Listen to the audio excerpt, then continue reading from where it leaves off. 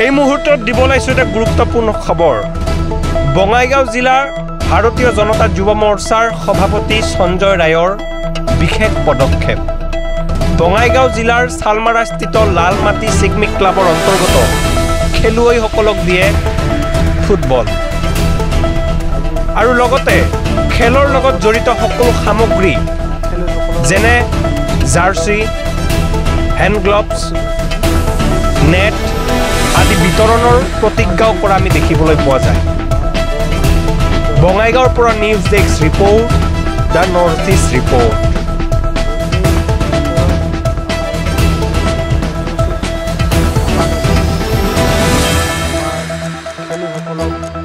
আমি খুবেই আনন্দিত। ছাৰে আমাক আজি বল, জাৰ্চি এইবিলাক দিছে, তাৰ কাৰণে আমি খুবেই আনন্দিত।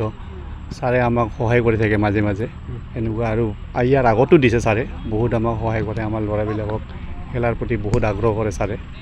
আমি তাৰ বাবে ছাৰৰ ওপৰত বহুত ধন্যবাদ, কৃতজ্ঞতা জ্ঞাপন কৰিছোঁ। খেলুৱৈসকলক কি ক'ব বিচাৰে? আমাৰ খেলুৱৈসকলটো মানে বৰ্তমান প্ৰেক্টিছো কৰি আছে, ভালো কি কৰি আছে। আমাৰ ইয়াতে বহুতকেইটা প্লেয়াৰ এনেকুৱা আছে যোনটো গুৱাহাটী লীগ খেলি আছে, আপোনাৰ বি ডিভিজন, এ ডিভিজন, আপোনাৰ ইয়াৰ পৰা ডিষ্ট্ৰিক্ট প্লেয়াৰ আছে, আপোনাৰ আৰু আমাৰ ছোৱালীৰো কিছুমান আছে, ষ্টেট প্লেয়াৰ আছে।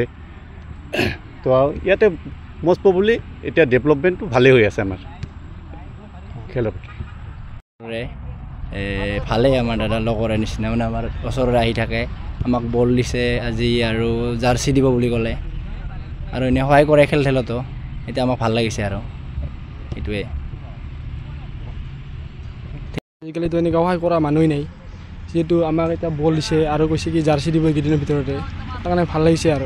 আৰু খেল চলি থাকিলে যেনেকৈ আহে, আৰু এই ফিল্ডটো অলপ বেয়া হৈ আছে, মানে ফিল্ডটো অলপ চাই দিলে ভাল হয় আৰু চবে মানে মিলি জুলি। ফিল্ডটো একদম খেলাও ভালে হোৱা নাই, মানে ফুল ফিল্ড খেলিবই নোৱাৰোঁ এনেকুৱা হৈ আছে। ভাল কৰি দিলে মানে অলপ ভাল হয় আৰু তাকে, আৰু সেইটো ভাল লাগিছে আৰু বল চল দিয়াৰ কাৰণে তোকে ক'লোঁ আৰু।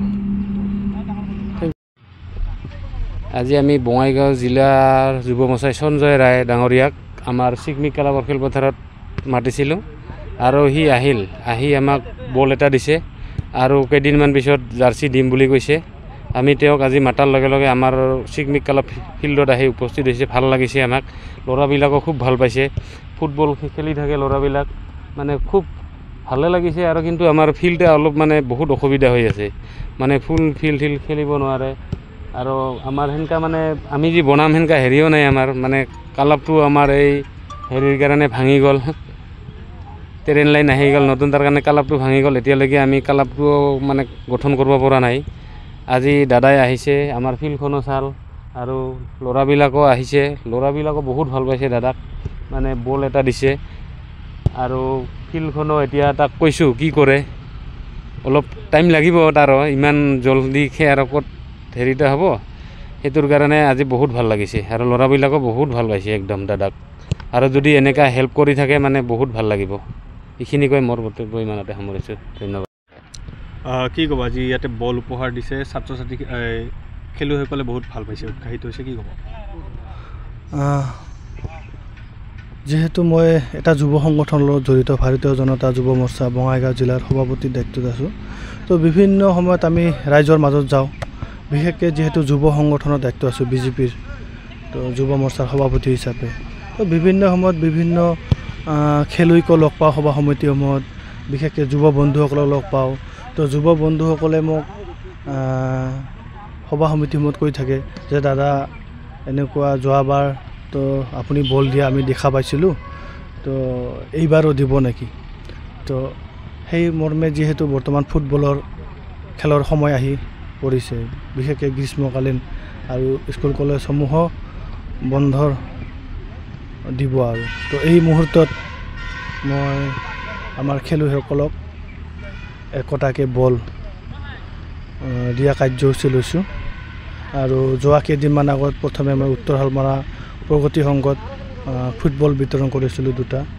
তো ঠিক তেনেকৈ যোৱা পৰহি বৈতামাৰী তালগুৰিত তো যুৱ খেলুৱৈসকলৰ মাজত ফুটবল বিতৰণ কৰিছোঁ।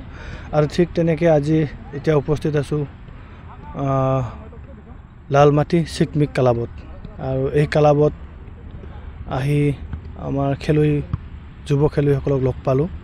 তো যুৱক খেলুৱৈসকলে তেওঁলোকক বল বিতৰণ কৰিলোঁ আৰু বিশেষকৈ তেওঁলোকে অনুৰোধ কৰিছে যে যদি জাৰ্চি বিচাৰিছে তো জাৰ্চি দিয়াৰ কাৰণে চেষ্টা কৰিম। যিহেতু মোৰ এই পদক্ষেপটো মই সম্পূৰ্ণ ব্যক্তিগতভাৱে লৈছোঁ, এইটো কোনো চৰকাৰৰ আঁচনি নহয়, মোৰ ব্যক্তিগত এইটো প্ৰচেষ্টা। আৰু ইয়াৰ জৰিয়তে মই বিশেষকৈ যুৱ বন্ধুসকলক আহ্বান জনাম যে তোমালোকে ভালকৈ খেলা আৰু যিমান পাৰোঁ মই সহায় কৰি যাম। আৰু মন আছে কিন্তু ধনৰ অলপ অভাৱ আছে, যদিও মন যিহেতু আছে তো যুৱ বন্ধুসকলক মই এই ক্লাবত আহি আশ্বাস দিছোঁ যিমান পাৰোঁ মই তেওঁলোকক সহায় কৰিম। আৰু আগন্তুক দিনতো এই কাৰ্যসূচী আমাৰ চলি থাকিব। আৰু কেইবাটাও ক্লাবে ইতিমধ্যে মোৰ লগত যোগাযোগ কৰিছে, যিহেতু মোৰ এই প্ৰগ্ৰামটো সামাজিক মাধ্যমত প্ৰচাৰ হোৱাৰ পিছত বিশেষকৈ আমাৰ যুৱচামে মোৰ লগত যোগাযোগ কৰি আছে। আৰু যিসকল ক্লাবে মোৰ লগত যোগাযোগ কৰিছে তেওঁলোকৰ লগতো আলোচনা কৰি কেতিয়া দিব পাৰোঁ তেওঁলোকক। তো মোৰোতো অলপ সময়ৰ অভাৱ, বিভিন্ন মেল মিটিঙত গৈ থাকিব লাগে। তো যুৱ বন্ধুসকলক আহ্বান জনাম যে নিশ্চয় আপোনালোকৰ মাজতো যাম আৰু এই ধৰণৰ কাৰ্যসূচী অব্যাহত ৰাখিম। আৰু ইয়াতে আহি বিশেষকৈ মই যুৱ খেলুৱৈসকলৰ মাজত আহি তেওঁলোকৰ মনৰ কথা পাতিলোঁ আৰু তেওঁলোকৰ বহুত উৎসাহ খেল খেলাৰ কাৰণে। আৰু এইখন ক্লাবত আমি ইয়াতে আহি গম পালোঁ যে ৰাজ্যিক পৰ্যায়ৰ পৰ্যন্ত খেলুৱৈ এইখন ক্লাবৰ লগত জড়িত, ৰাজ্যিক জিলা আৰু বিশেষকৈ আমাৰ ছোৱালী আপোনালোকে নিশ্চয় দেখিবলৈ পাইছে, ছোৱালী ফুটবল খেলুৱৈও ইয়াতে মোটামুটি 10ৰ পৰা 12জনী আমি লগ পাইছোঁ। তেওঁলোকক শুভেচ্ছা জনাইছোঁ আৰু আমাৰ খেলুৱৈসকলকো শুভেচ্ছা জনাইছোঁ, তেওঁলোকে যাতে ভালকৈ খেলে আৰু আমাৰ এই উত্তৰ হালমাৰা বঙাইগাঁও তথা অসমৰ নাম যাতে তেওঁলোকে কঢ়িয়াই আনে সেইখিনি কামনা কৰিছোঁ। ভৱিষ্যতে পৰিকল্পনা কেনেকুৱা এই খেলুৱৈসকলক লৈ? এতিয়া যিহেতু যুৱ প্ৰজন্মক লৈ মোৰ সপোন আছে, তো আমাৰ বঙাইগাঁৱৰ পৰা ভাল খেলুৱৈ আমাৰ যি গাঁৱৰ পুৰণি অতিকৈ ভিতৰুৱা গাঁওবিলাকত এতিয়া বহুত প্ৰতিভা লুকাই আছে, যিবিলাক প্ৰতিভা মানে আমাৰ সমাজৰ মাজত বা আমাৰ ৰাইজৰ মাজত ওলাই অহা নাই বা চৰকাৰৰ দৃষ্টিগোচৰ হোৱা নাই।